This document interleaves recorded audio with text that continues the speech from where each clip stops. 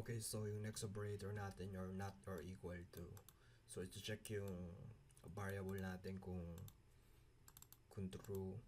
Pag 1, ibig sabihin true or not equal to. So, wait natin. Okay, 1, ibig sabihin true. Pag 0, false.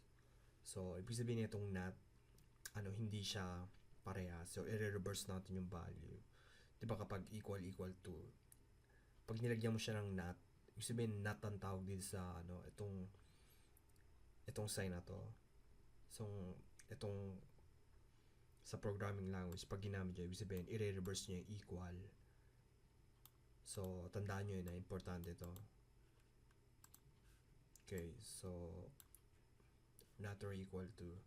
So, ayan, not or equal. Doon na tayo sa greater than na example natin.